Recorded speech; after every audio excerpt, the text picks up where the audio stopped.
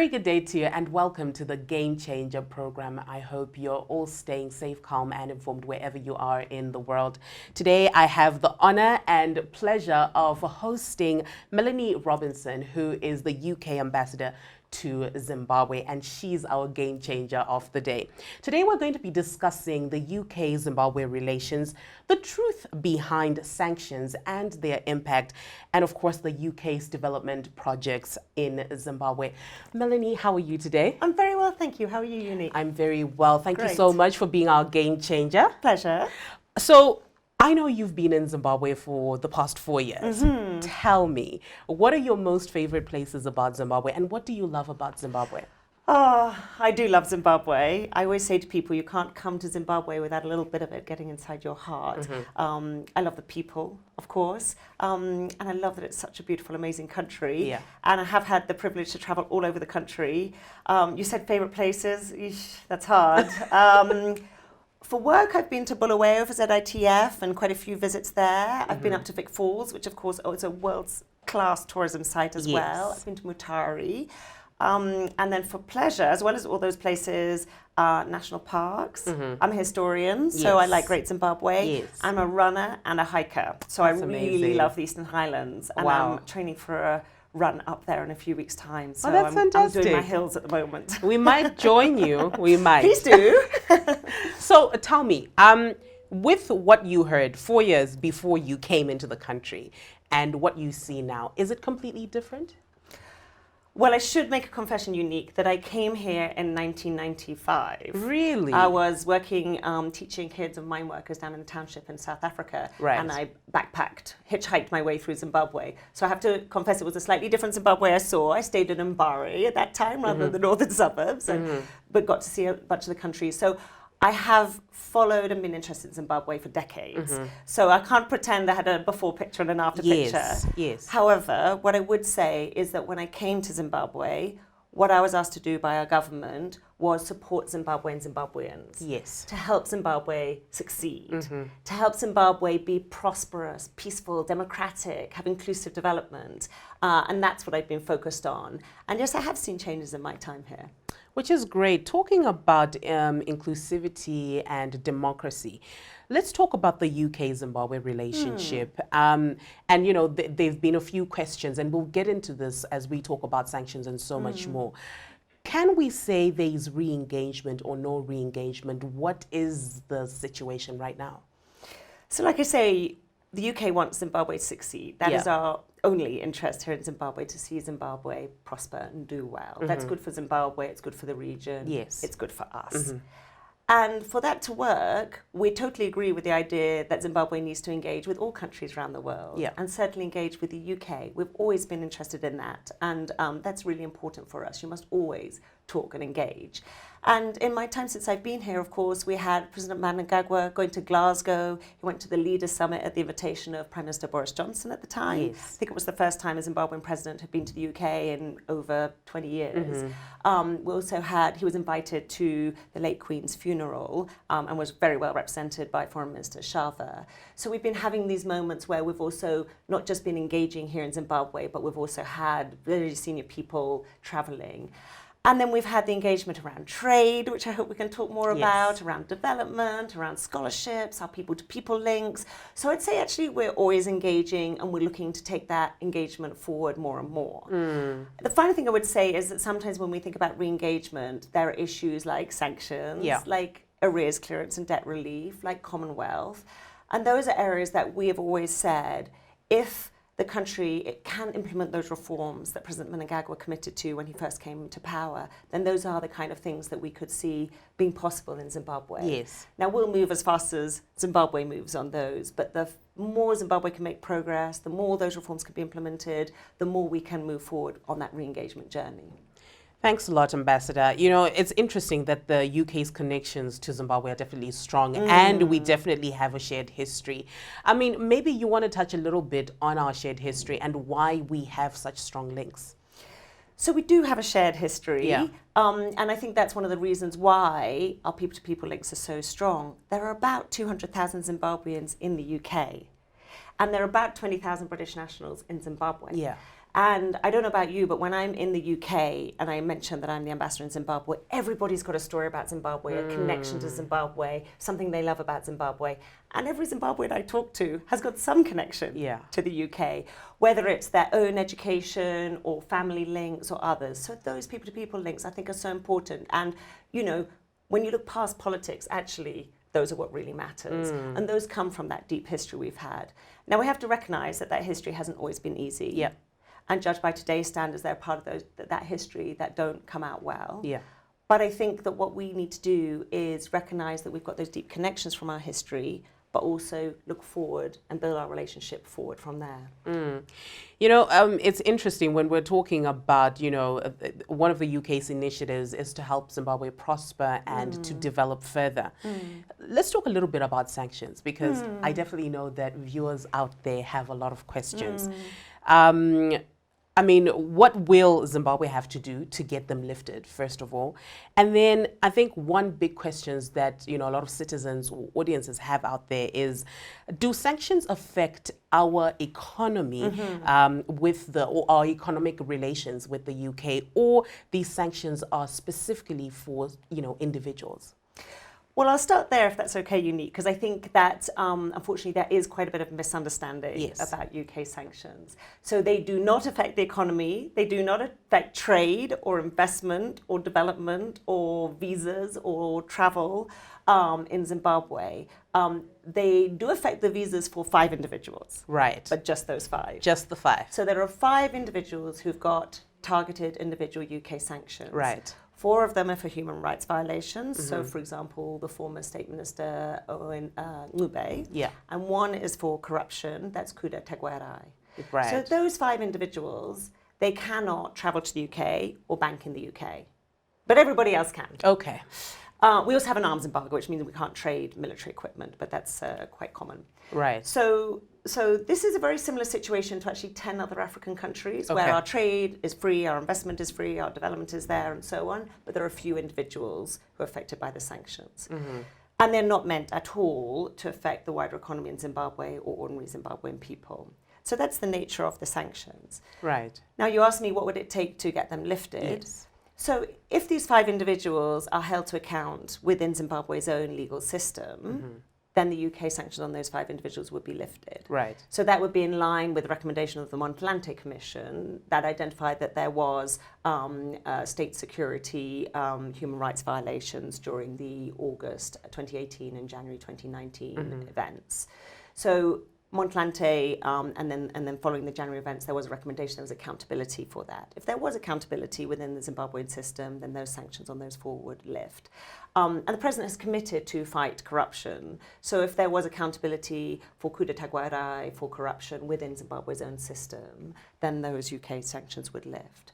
And finally, the fact that we have legislation on sanctions at all with Zimbabwe, that would be lifted if there was sufficient progress on rule of law, human rights, space for civil society, and elections. So those are the kind of areas where reasonable progress in those areas could lead to the whole legislation being removed. Okay, well, you know, we'd love to see that, by the way. Definitely, definitely. And of course, I mean, understanding what the sanctions regime is all about, it obviously is aimed at encouraging the government of Zimbabwe and any person or entity who may be involved in human rights abuses to respect democratic principles and institutions and the rule of law. Why do you think this is so important, as well as comply with international human rights law and respect human rights as well? Well, human rights are something which I think are not, sometimes people say they're a Western thing. I think that they're a human thing. Yes.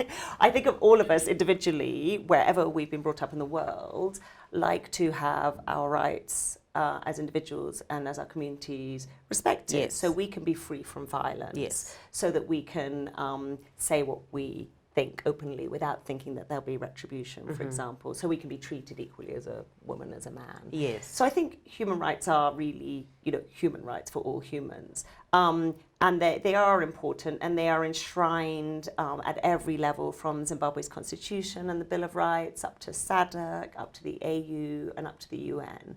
So when we get together as a global community, or as when African countries get together as African communities and say these things are important to us and we want to uphold them, when countries get together as countries and put them in their constitution, say these are important, we want to uphold them, I think it is about respecting that and honouring that. Yeah. Well, after the short break, we'll continue the conversation with the UK ambassador to Zimbabwe, Melanie Robinson, as we continue conversations about, why the number has gone up for citizens of Zimbabwe to actually travel to the UK. And as you've heard, these sanctions are only on 5 individuals. So we'll be back with more. Imagine getting free access to the Newsday, the Standard, the Zimbabwe Independent, and the Weekly Digest for a full month. Well, you can, and all you need to do is download the Newsday e-reader app on Google Play Store or scan the Newsday QR code in any of the AMH print publications and start enjoying the quality content. Usasarirewe, famba netime, famba nechokwadi, famba ne-e-paper.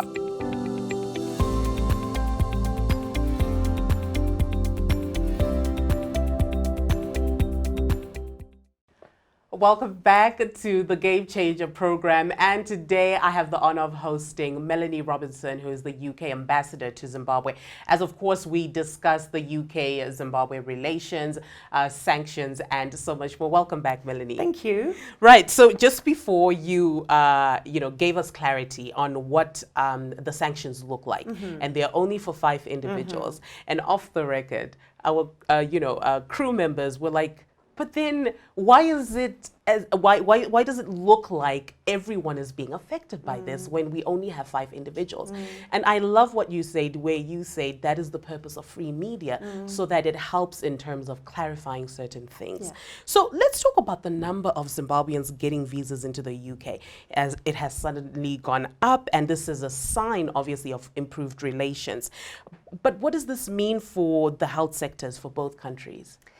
Yes, well, there are a lot of Zimbabweans going to the UK. We already have around 200,000 Zimbabweans in the UK, and there are more going. And I should say, visas to the UK are done not here in Harare, but in Pretoria. So if you are applying for a visa, please apply early, because there are a lot of people looking to get those. Now, the reason Zimbabweans are going to the UK and getting visas for the UK and fulfilling the requirements for visas is because there are so many talented, well-educated people in Zimbabwe, and they're applying for roles in the UK and they're getting them. And so I think that's it should be a point of great pride in Zimbabwe, and we are seeing Zimbabweans succeed in the UK. We're seeing them at the head of campaigns about our national grids. We're seeing a nurse recently get an award. We're seeing them become mayors. They're doing well in the UK. So I think that should be a real source of pride. And of course, they're sending back their remittances as well. I remember talking to somebody who was saying that their relative is sending them $1,000 a month. Wow. That's a serious contribution to a household income back in Zimbabwe. So these are all things to celebrate. But as you say, we're really conscious that especially when you're losing or sending really valuable members of the community here, health workers, or we haven't seen so many teachers yet, but those kind of professions, that has an impact back here in Zimbabwe as well. So we are having that conversation with the Ministry of Health here in Zimbabwe and talking about how can we make this a win-win? How do we make sure this really does work for both countries? We're also a big funder of health here in Zimbabwe, and we want the health system here to be working. So we are talking about how we make sure that that win-win is really working for all of us. I think it's very important, especially when you're having these conversations with the government as well, just knowing that you understand the impact, and of course you're trying to find how you can balance it all out. Talking about leadership, we've had a few leadership changes, very interesting times in the UK. And we now have Rishi Sunak as the new Prime Minister. Yet only a month ago we had Liz Truss, who served as Prime Minister of the United Kingdom and leader of the Conservative Party from September to October 2022. And on her 50th day in office, she resigned amid a government crisis, making her the shortest serving Prime Minister in the history of the United Kingdom. Melanie, tell me, we were having a discussion and we were saying, does this not sort of undermine what women leadership looks like globally and also in the UK? What does this mean, and how did you feel about that? Well, firstly, I do think having women leaders is really important. Yes. Women, we're half the population. Yeah. But are we half of the leaders? Not yet. And the women do bring a fantastic perspective and have amazing leadership qualities. So I think the value of women in leadership around the world is really important. And I'm personally really proud as a British woman that we've now had 3 female prime ministers. Yeah. So we had Margaret Thatcher, we had Theresa May, and then Liz Truss. Yes. So I think that point is really well made.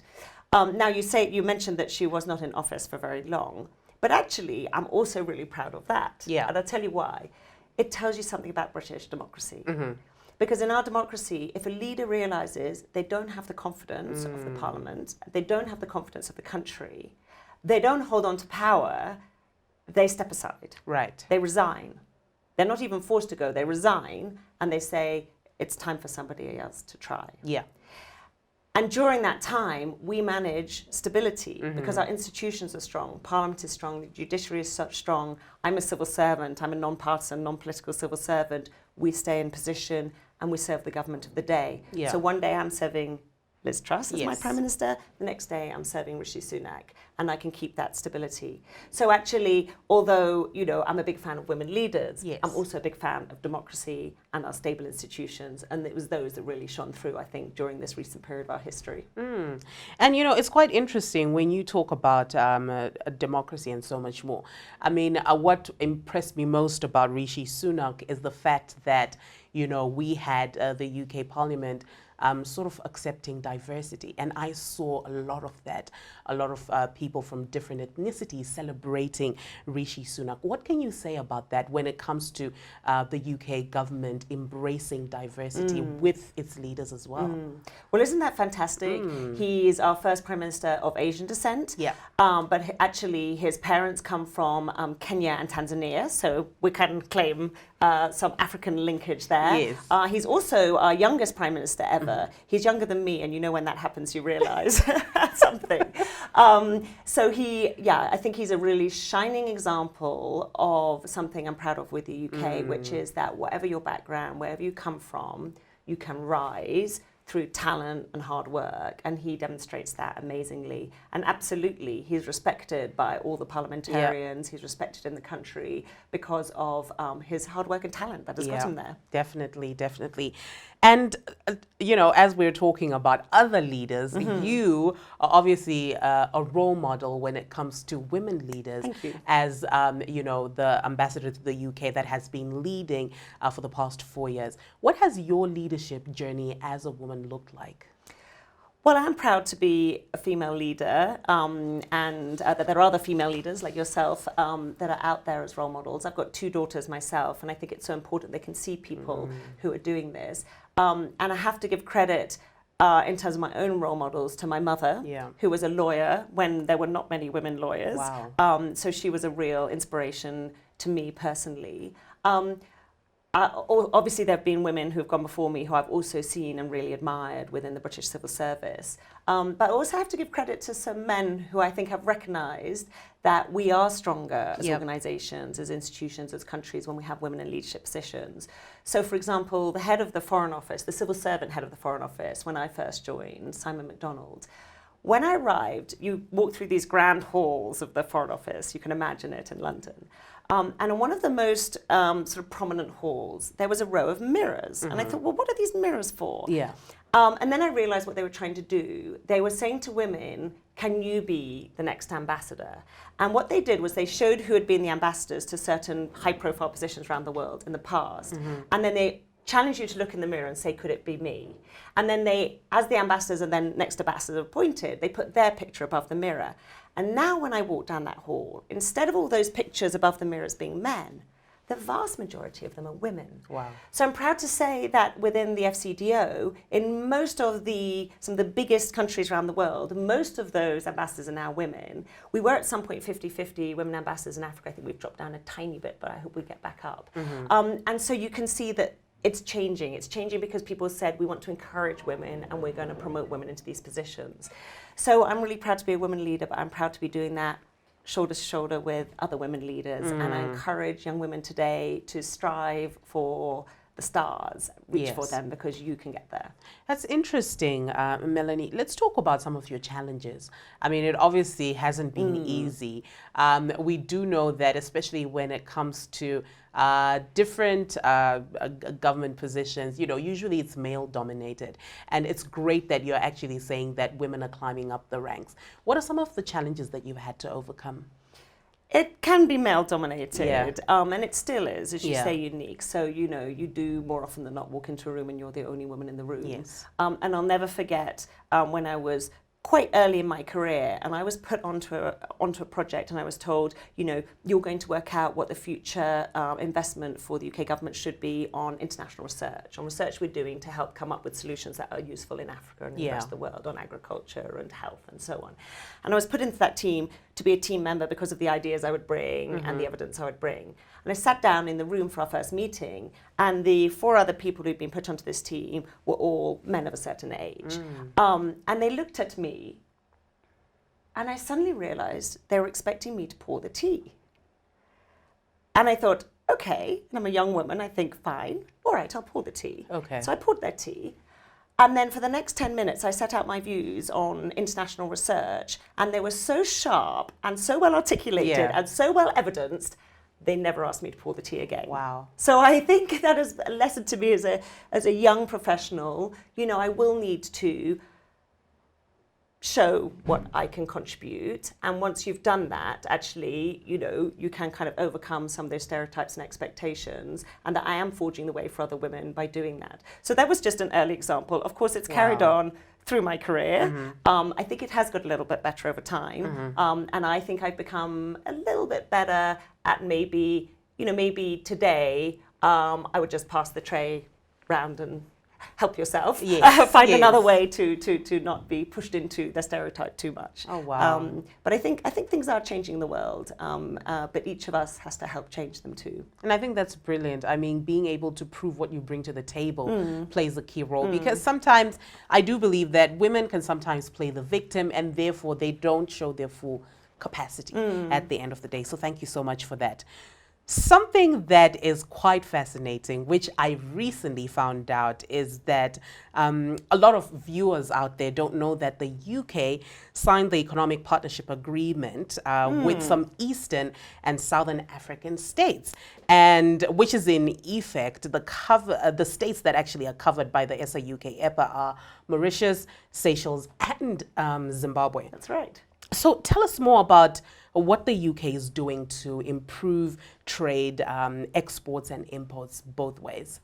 Well, thank you for highlighting that. It was one of the early things I did in my time here, and I was so excited to have this trade deal signed with Zimbabwe, because it gives Zimbabwe the best access to UK markets that any country in the world has got.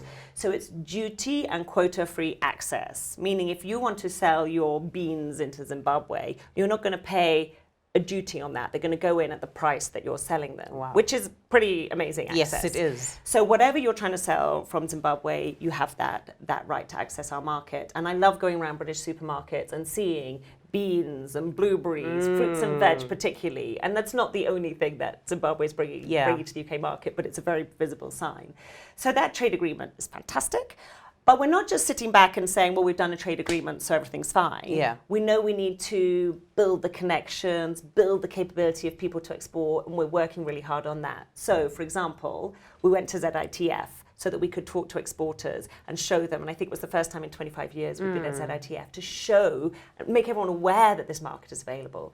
We do trade visits. We've just come back from one which we did with Zimtrade, which was looking at horticulture and essential oils. And we introduced the Zimbabwean horticulturalists and essential oil producers to the markets, to the supermarkets, to all the buyers in the UK.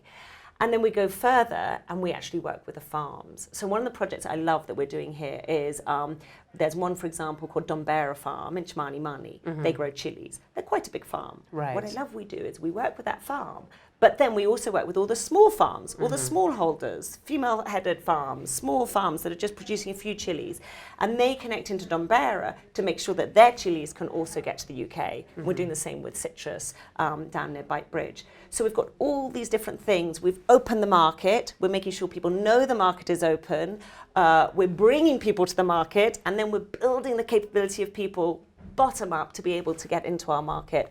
And what is amazing about this is it's great for the UK because we have Zimbabwe's amazing produce. Yes. But it's really great for Zimbabwe because every single one of those farmers selling to the UK is getting money in their pocket, US dollars in their pocket, and that's great for Zimbabwe's wider economy. Yes. So we love trade. We'd love to see even more, and we'll keep working hard for that. That's fantastic. And of course, I'm guessing they can get more details on the website about this partnership. Yes, please do go to our website. You can also follow us on Twitter. We have David Gate, who's our trade and investment director here, and he can help provide more information. Fantastic. Well, after the short break, we'll continue the conversation with the UK ambassador to Zimbabwe, Melanie Robinson, as we talk about the UK's development initiatives. But as we also have entered 16 days of activism against gender-based violence, what the ambassador really thinks about GBV. We'll be right back.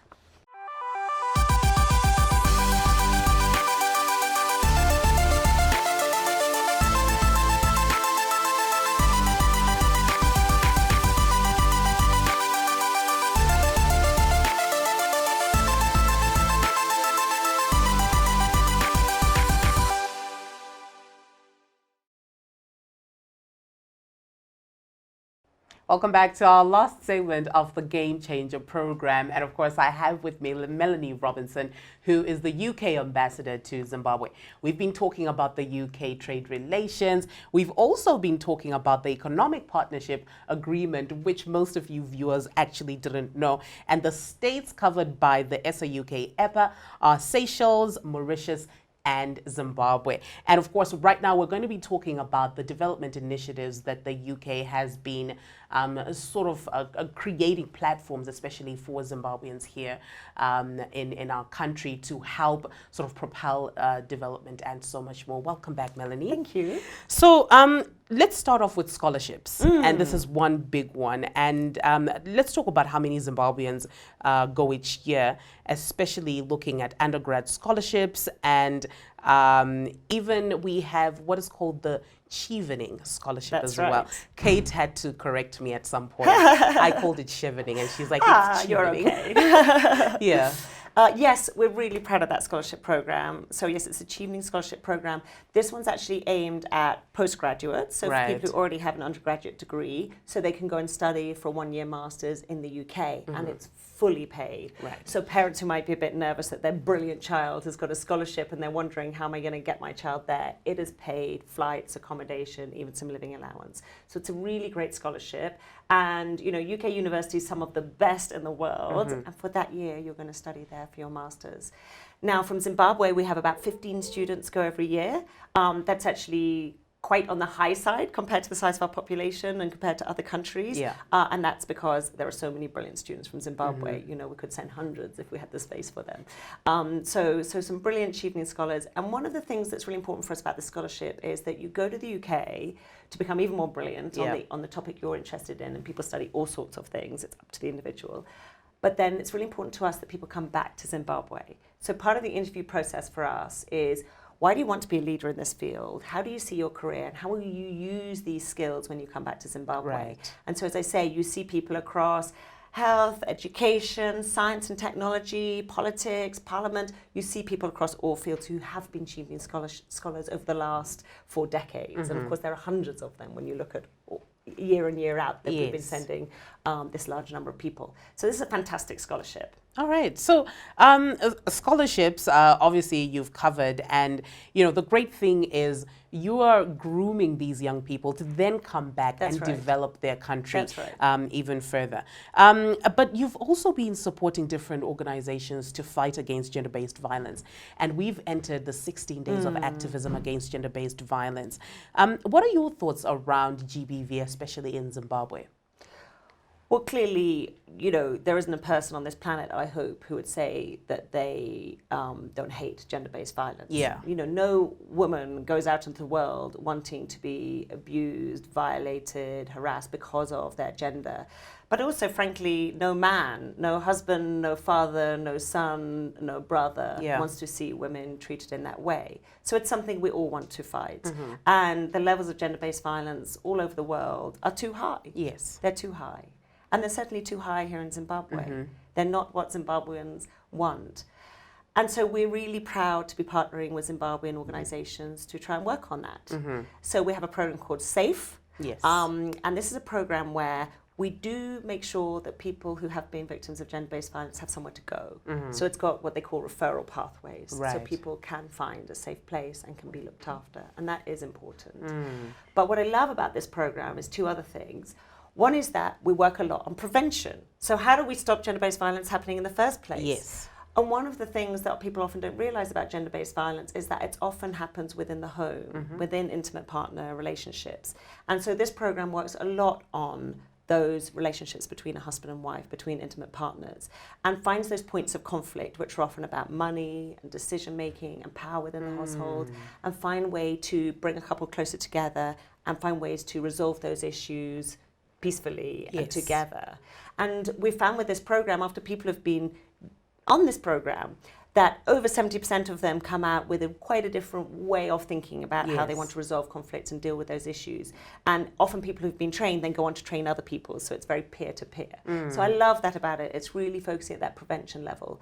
And the final thing I love about it is that we're doing research alongside it. So the really brilliant researchers are working out what works for preventing gender-based violence. So there might be some communities we're managing to work with, some individuals we're managing to meet, but those insights for what works are things that then can be used across Zimbabwe and even then adapted in other countries and other places. So there's brilliant local partners. The Zimbabweans that we're working with day in, day out to try and address this issue can have a much bigger impact from what they're doing. That's fantastic. And of course, I definitely believe that the model of trying to find out the real challenges within the home.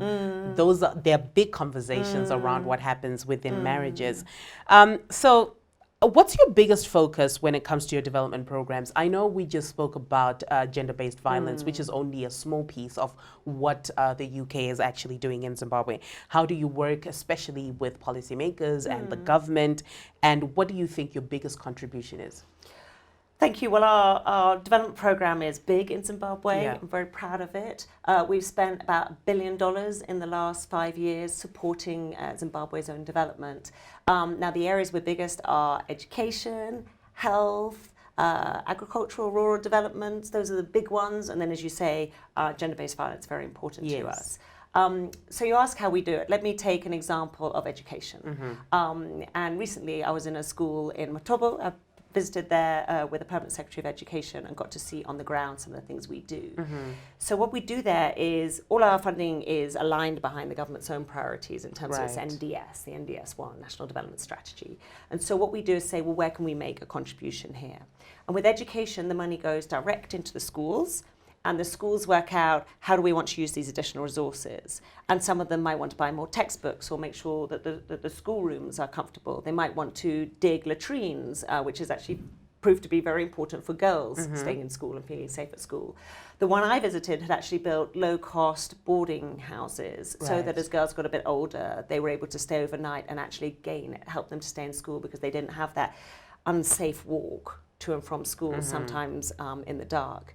So schools choose what they do with that money between the school and the parents. They look at that and they're able to invest that money.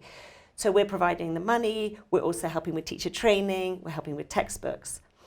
And then what we're also doing is scholarships, bursaries. And I met some of the girls when I was in Matobo, and it was amazing. These are girls who otherwise would not have stayed into secondary school. And by the way, we do also support some of the most vulnerable boys who wouldn't make it through as well. They're girls who would have had to drop out. And we give them a scholarship, not just the money, but also school uniform. And I spoke to girls who said, it was the pride of being able to put on a proper school uniform and know I can go and I can stand with the rest of my peers. And it's support groups. It's girls who themselves have also gone through school and who help them at moments where it feels like they may drop out, helps them carry on through. And there's particular support around girls who, it's fantastic to see Zimbabwe's legislation now allows girls to come back to school after they've had a baby. Particular support around that, which is a really vulnerable time for girls to drop out. So we do everything from making sure the physical environment works for kids all the way to actually supporting some of the most vulnerable kids. And what I love about this program is it's implemented by CAMFED. And the head of CAMFED, the scholarship program, the head of CAMFED herself was one of those poor and vulnerable children who was not going to make it through secondary school. And now she's the head of CAMFED and she is inspiring and enabling girls across Zimbabwe to get through their secondary school, which is just wonderful. That's fantastic. So there's just one example. In health, we're also providing money behind the NDS. We provide many of the drugs that go into the clinics. We provide funding into the clinics, particularly focused on safe childbirth for mothers and children and those early years to make sure that children are safe. With farmers, we're working with them to help them make sure they have farming techniques which will work as the climate changes. As rainfall becomes more erratic, yes. What are the seeds you need to use? What are the techniques to use? Some of that's been taken up into Fufudza. Yeah. What are some of the technologies you can use so that you can actually take your produce, your tomato, and turn it into tomato paste so you can make more money from it? So these are the kinds of activities we're doing across the whole of Zimbabwe that I truly believe are making a difference to individuals' lives and making them healthier, more educated, more money in their pockets, and thriving, which is what we all want to see Zimbabwe do. Yes. Talking about climate change and, you're talking about agriculture and helping communities become more resilient to the climate change. COP27 has come and gone. What are your thoughts around the pledges made? Are they still being prioritized? Well, you've hit on one passion of mine, which is climate change. People sometimes think it's some kind of issue to do with science and very numbersy, or it's kind of for other countries. But when you're in Zimbabwe, you know that it's a real issue today for ordinary people, whether it's Cyclone Idai, whether it's the erratic rainfall and worrying about whether we're going to have a good harvest. It's something that affects people day in, day out. So it's an absolute passion of mine that we tackle this issue, and we can only tackle it as a world. Yes. So thank you for bringing it up. COP27, one of the good things that came out of COP27 is that we've agreed that there should be a fund for loss and damage. That's for some of the damage that happens, some of the losses that happen as a result of climate change. Yes. So if you could say Cyclone Idai was linked to climate change, which you can, is there a fund that can deal with that? And I think that is such an important signal to developing countries that there's a recognition of the loss and damages that are already occurring. So I think that was good. What I would have liked to see more of was a very firm recommitment to 1.5, which is the global temperature increase. Yes. That is a limit that we really cannot afford to go above unless we want to see really, really worse outcomes in countries like Zimbabwe that are so vulnerable. I would have liked to see a firmer commitment to that. I think as the UK, in order to achieve that limit on how much greenhouse gas is going into the world, we needed more countries to come forward with more firm and tougher commitments on how they'll reduce their own emissions. And we didn't have as many countries come forward as we would have liked. The UK already came forward with very ambitious commitments. There are other countries that are emitting a lot, not from Africa, but from other parts of the world, and they could have done more. So we would have liked to see that. So it was a good COP, but we still have a lot more to do. And we as the UK, we were president last year, passed the presidency to Egypt, but we will keep working with Egypt and we will keep working with other countries around the world, with G20, with the big emitters, to keep pushing for those commitments, to push for that finance to come to developing countries, to support developing countries to also adapt to climate change and themselves get onto a green pathway. And I think it's actually the big challenge of our generation. That's very true. And I remember you and I having a discussion during COP26 as well. And, we were talking a lot about renewable energy and what sort of difference that would make. So let's talk about what the UK Embassy has done to support renewable energy, especially in Zimbabwe, looking at climate smart technologies. A little birdie told me that you were in Domboshawa last week. That's right. And to tell me a little bit about that. I know you're very passionate about renewable energy. I'm passionate about renewable energy because it is one of these things every so often that comes along in the world where you say, wow, this is a win-win-win. Yeah. The thing about renewable energy is it helps solve our energy needs, and we still have so many people in Zimbabwe that don't even have the energy that they need at the moment. It does it more cheaply than the other energy sources. Many people don't realize that, but solar, wind, they're actually cheaper than coal and oil and gas and the other alternatives we have. And it helps our planet. Yes. So we're looking after our ability to grow crops and our kids' future. So it's one of those things that comes across along every so often, which is an absolute no-brainer. And one of the places it's more of a no-brainer than anywhere else is Zimbabwe. Yeah. Because we have so many hours of sunshine. So particularly solar, but also hydro are amazing for Zimbabwe. So we as the UK would like to support Zimbabwe in its own ambition to have more renewable power. We are looking to bring investors to Zimbabwe because you don't actually need to use government money, public money to do this. It's actually possible commercially to do it. Yes. So we've been working with the government so that they've got the right legal documents in place, so that they can actually go out to the world and say who wants to come and build solar power stations, as it were, here in Zimbabwe. They've got that legal documentation. Investors are now coming to look, and we've got some British investors who were here 2 weeks ago. We've got some more coming in about 2 weeks' time. And so it's one of my ambitions before I leave Zimbabwe to make sure there is an investment into renewable power from the UK, because one thing is our 140 million worth of trade between us, but those investments brings money, brings ideas, brings that kind of capability into Zimbabwe. So that's at the big scale. But you mentioned Mubaiwa, and I will pick you up on that suggestion, because this is a wonderful company that was seed funded with some money from the UK, and what they do is that they've got solar tricycles. Wow. So they're tricycles, very easy to drive. You know, they're designed for women, so no crossbar to worry about. You sit on your tricycle, very stable.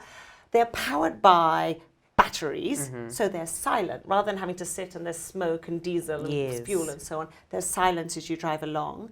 And that battery is powered by the sunlight, solar. And I told you it's cheaper. Now imagine if you want to go 100 kilometers with diesel, it's going to cost you about $10. Yes. I mean, that's going to go up and down, but it's about $10. If you want to go 100 kilometers with that solar power battery, it's going to cost you $3. Very reasonable. Isn't that amazing? So this wonderful company, it's in Mubaiwa, it's in other parts of Zimbabwe, and they're hoping to expand. And there are taxi drivers, there are women farmers who are using these trikes, and they love it because you can get from home to home, clean, cheap, affordable, and it's just wonderful to see that Zimbabwean business just thriving. Oh, wow.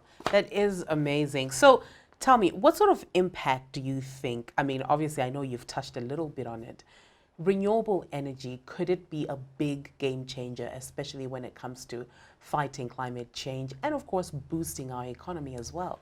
Huge, huge. I mean, as a world, it's really clear that if we want to stop catastrophic climate change from happening, we are going to have to switch entirely onto renewables. Yeah. So this is the future. Yes. And it's an exciting future. It is. We don't have to be afraid of it. You know, pity the generations before us who didn't know that there was an alternative to dirty, expensive coal. Yeah. You know, this is a future which is exciting. It's cheap. It's green. We're not going to have the clogging pollution from it, and it's going to get. You can put it closer to communities, so you can get it right into communities. So I think it's got huge potential and huge potential for Zimbabwe. You know, I dream of a day that one day Zimbabwe has got its solar, its hydro, and it's exporting power to South Africa and to its neighbors, because it could and it can. Yes, definitely. Well, thank you so much, Melanie, Ambassador Melanie Robinson, for joining us and being our game changer today. As of course, she was telling us a little bit about the UK-Zim relations, but we also got into COP27 and renewable energy being possibly, not even possibly, but a big game changer in our economy, as well as fighting against climate change. And I'm sure most of you got clarity on the sanctions. Only 5 people are under the sanctions, and therefore that's why the UK has committed to actually create an economic partnership agreement. Thank you so much, Ambassador, for coming, and of course, happy holidays. Thank you. And thank you to everyone. We wish you happy holidays as well, and we'll see you next time.